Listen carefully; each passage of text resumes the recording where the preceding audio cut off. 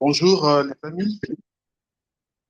Alors, Denis a bien introduit ce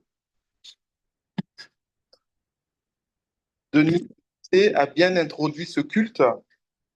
Donc, vous l'avez compris, nous allons méditer sur la problématique de la contrariété, la problématique de la contrariété.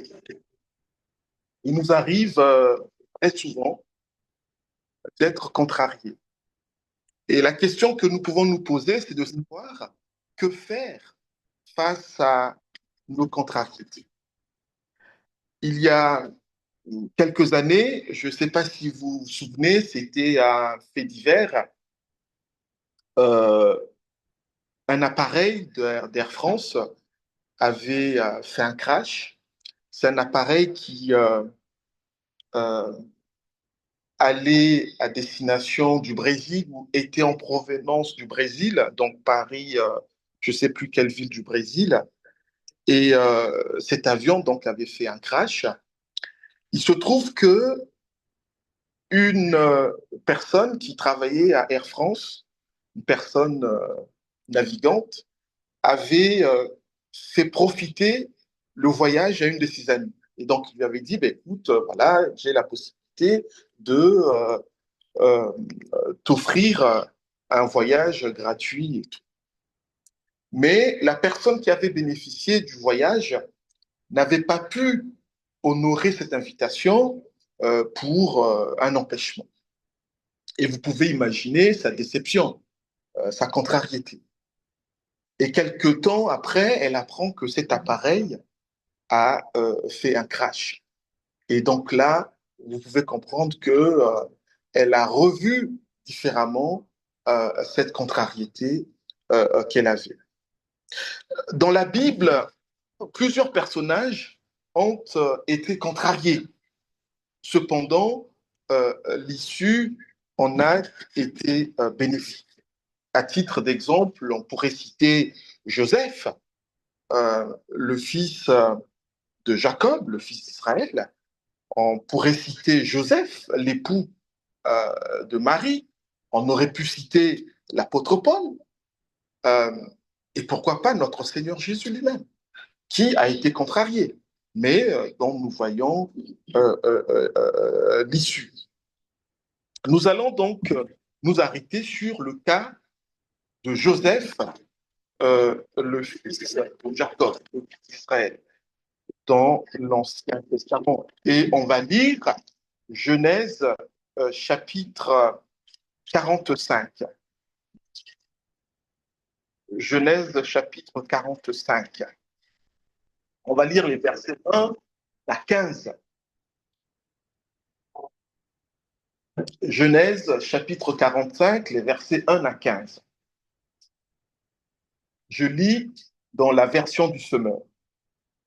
Alors, Joseph, ne pouvant plus dominer son émotion, devant tous ceux qui étaient présents, s'écria, faites sortir tout le monde.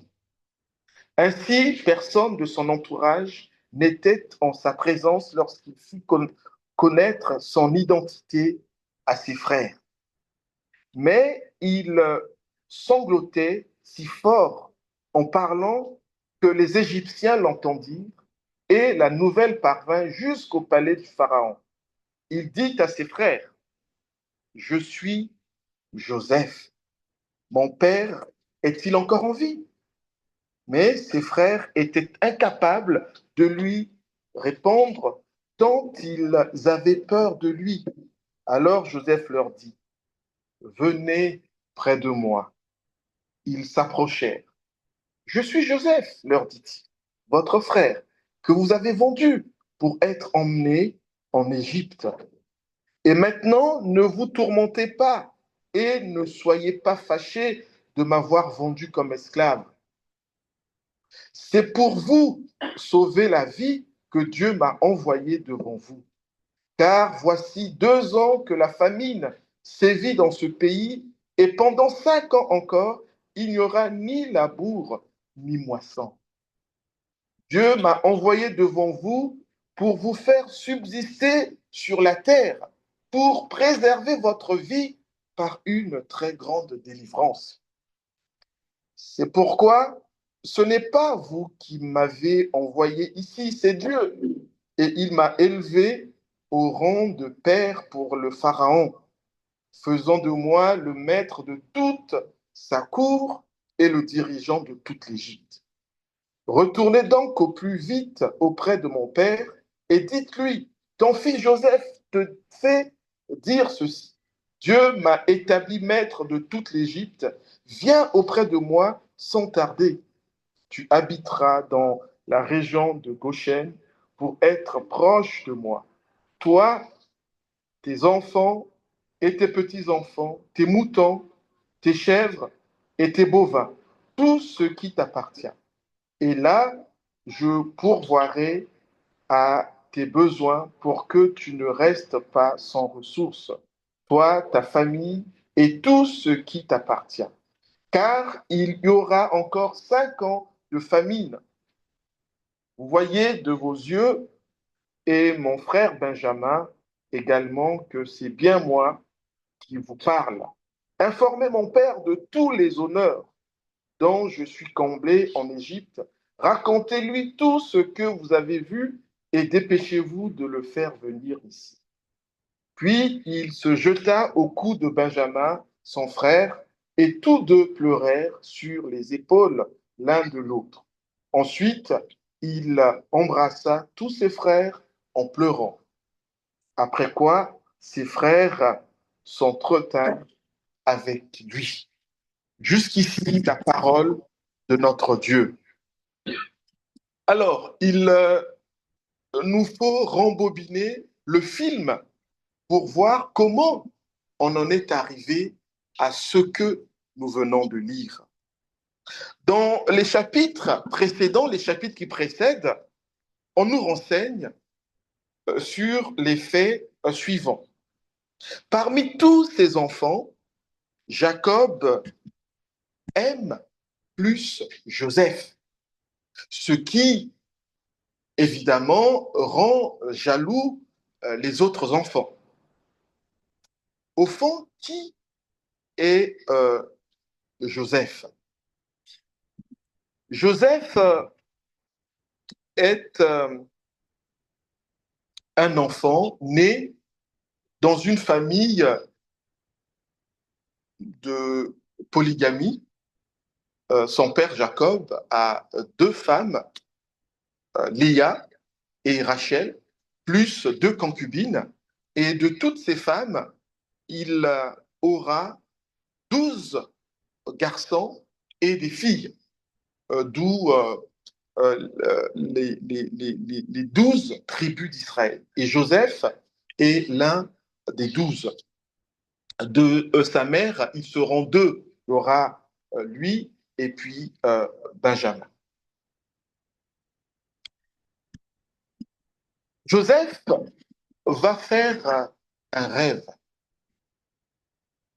Dans ce rêve, il voit une gerbe se dresser debout et autour de cette gerbe, d'autres gerbes qui se prosternent devant la gerbe qui se dresse debout. Et il va expliquer ce rêve à ses frères et à son père. Et ces derniers vont comprendre euh, qu'il s'agit là de Joseph qui un jour deviendra leur maître et que eux seront ses serviteurs. Il fait encore un deuxième rêve, un second rêve où il voit la lune, le soleil et 12 étoiles. Et là, ils comprennent encore que c'est Joseph qui sera le Seigneur et eux ses serviteurs. Ce qui ne va pas plaire justement à ses frères. Et donc, ses frères vont le jalouser. En interprétant le rêve, ils comprennent que Joseph sera un jour leur maître. Fort de cette jalousie, les frères complotent contre lui. Ils veulent le voir mourir avant que deux d'entre eux ne s'y opposent. En l'occurrence, Ruben d'abord, ensuite Judas. Ce dernier, à l'insu de Ruben, propose que Joseph soit vendu à des étrangers au lieu qu'il soit tué, qu'il soit vendu comme esclave, ce qui va se faire. Il est vendu à des Ismaélites qui l'emmènent en Égypte, où ils le vendent à leur tour à Potiphar, le chef de la garde de Pharaon, le roi d'Égypte. Malgré le fait que Joseph soit arraché à sa famille, ce qui est une souffrance pour lui, l'Éternel reste présent dans sa vie. Ainsi, tout ce qu'il entreprend lui réussit. Pour Joseph, cette vente à des étrangers est une contrariété, car il est séparé de son pays, séparé de sa famille, séparé de son père, de ses frères, séparé de son frère cadet Benjamin. C'est ici la grande contrariété de sa vie, être arraché de ses repères. Nous verrons que de cette contrariété, d'autres en naîtront. Par amour pour Dieu et par respect pour Potiphar, son maître, Joseph refuse les nombreuses avances insistantes de la femme de son maître. Par conséquent, cette femme l'accuse d'avoir cherché à la violer. Il s'agit là d'une contrariété. Pour cette fausse tentative de viol, Joseph sera jeté en prison. Il s'agit encore là d'une contrariété. Dans cette prison, l'Éternel continue de lui conserver sa bonté, sa fidélité, à tel point qu'ici également, tout ce que Joseph fait lui est un succès.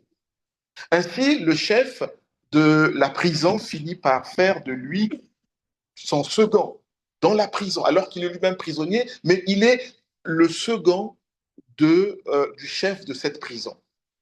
Dans cette prison, Joseph interprète les rêves de deux détenus anciennement chefs des échansons du roi, d'une part, et chef des panetiers du roi, d'autre part. Une fois les rêves interprétés, Joseph demande au chef des échansons de se souvenir de lui une fois que le roi le réhabilitera. En effet, le chef des échansons ne manquera pas d'intercéder en faveur de Joseph lorsque le roi cherchera une personne pour interpréter son rêve. Joseph sort de prison et interprète le rêve de Pharaon.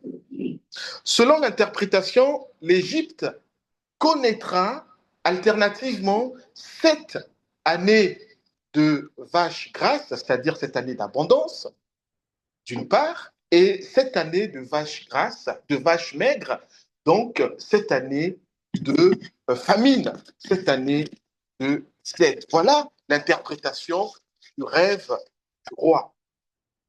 Afin de prévenir les 7 années de famine, sur les conseils de Joseph, Pharaon le nomme comme intendant du roi en charge de gérer tous les biens, toute la richesse du pays. Joseph, en tant qu'il est à la tête de l'Égypte, gérera le blé avec rationalité afin que pendant les 7 années de famine, il en ait suffisamment, il ait suffisamment de blé pour éviter que la population sombre dans la grande faim. Pharaon loue Dieu pour la compétence de Joseph. Après le roi, c'est Joseph qui devient la deuxième autorité de l'Égypte. Pendant ce temps, à Canaan, Jacob, donc le père de Joseph, Jacob et sa famille, n'ont pas de quoi manger à cause de la famine qui sévit également. Jacob envoie ses enfants en Égypte pour acheter du blé sans savoir que c'est son fils, Joseph, qui a le contrôle du blé, étant entendu qu'il gouverne tout l'Égypte. Face à ses frères, Joseph feint de ne pas les reconnaître, tandis que n'ont vraiment pas reconnu Joseph, croyant s'adresser à un inconnu.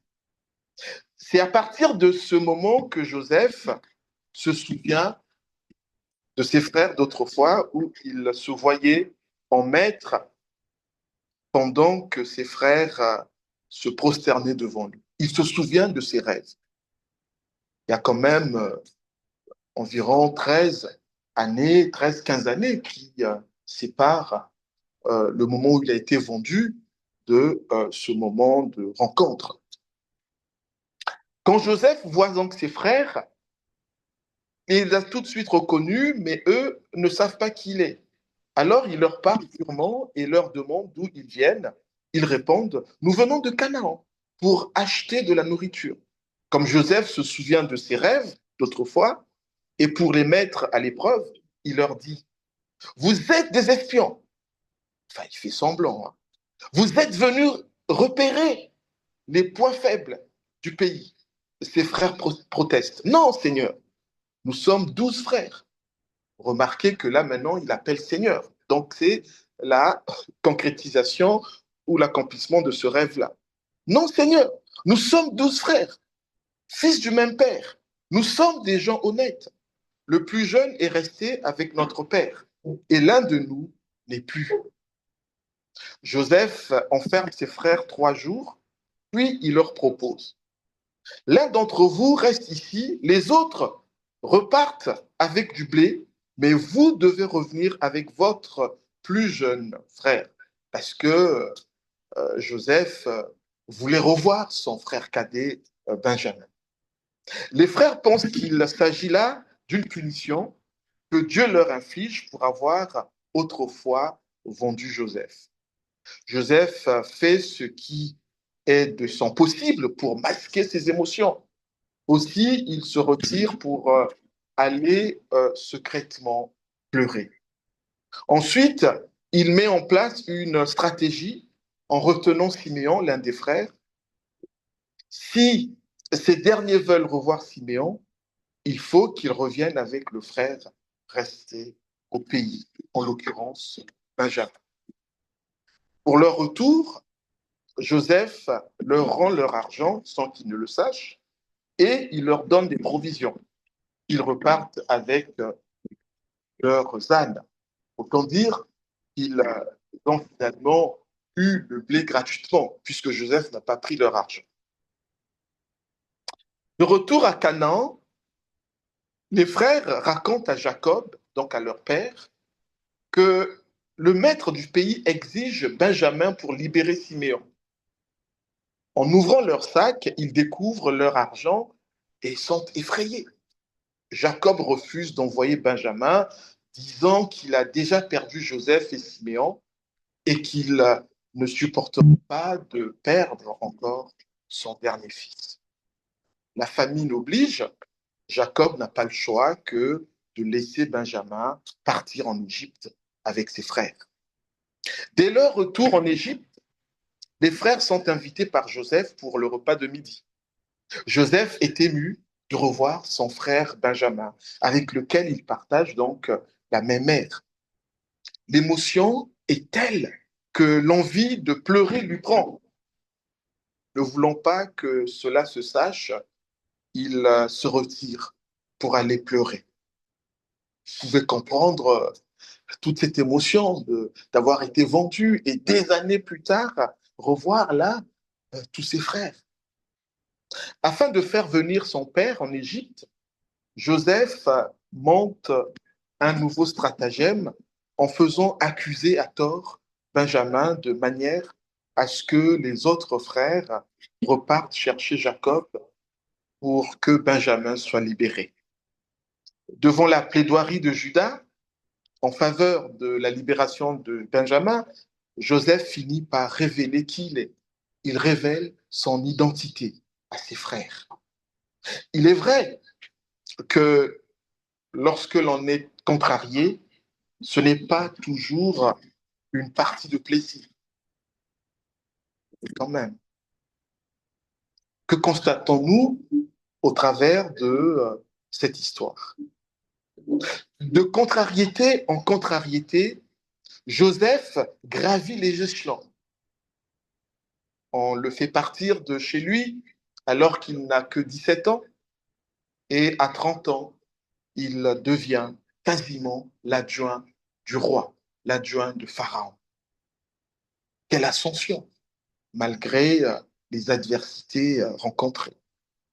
De contrariété en contrariété, Joseph passe d'une classe sociale inférieure à une classe sociale supérieure. Au final, Dieu a permis toutes ces contrariétés dans la vie de son serviteur pour que Jacob et les siens échappent à la famine. Mais lorsque Joseph avait été vendu, aucun de ses frères ne pouvait penser que l'acte qu'ils étaient en train de poser permettrait qu'un jour toute la famille soit mise à l'abri. Mais Dieu, qui est le maître des temps et des circonstances, savait. Oui, Dieu qui a plusieurs longueurs d'avance sur nous les humains, savait d'avance que la famine sévirait plus tard et nous y sommes. Moralité, ne blâmons pas les contrariétés que Dieu permet dans nos vies. Oui, c'est difficile. Si l'on demandait à chacun d'entre nous, ici et maintenant, de témoigner de, des circonstances malheureuses que nous avons déjà vécues, on serait nombreux à les partager. Oui, ça fait mal pendant que nous vivons ces contrariétés. Mais la prière ici, que Dieu, en qui nous avons placé notre confiance, en qui nous avons remis nos vies, il sait ce que nous pouvons vivre. Et la question qu'on peut se poser, mais pourquoi est-ce que Dieu permet que je vive ce que je suis en train de vivre maintenant alors que c'est difficile? Je lui ai confié ma vie. Pourquoi est-ce qu'il permet? Il a le pouvoir de m'éviter cela. Mais pourquoi est-ce qu'il le permet?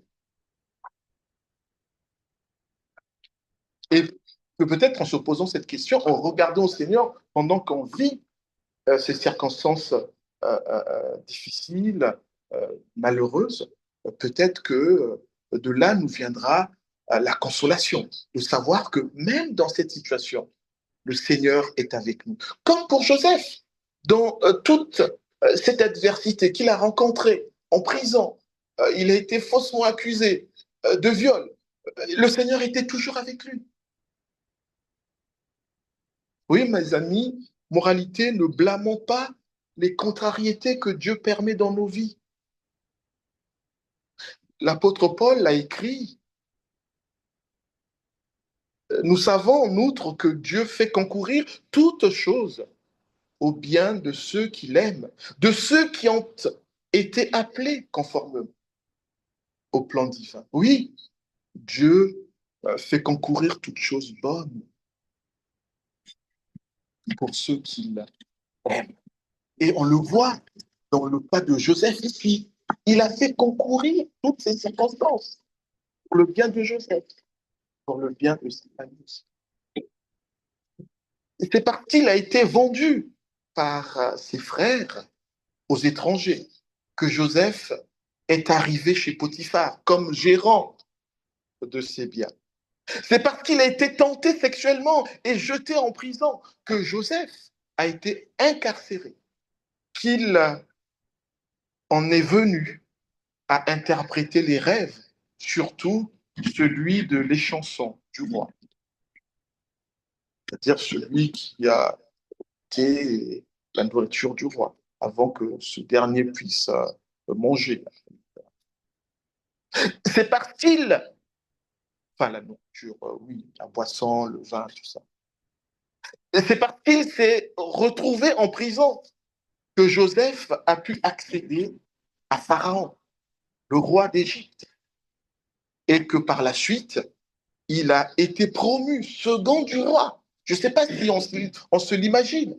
Quasiment Premier ministre pour actualiser cela, contextualiser cela à notre époque.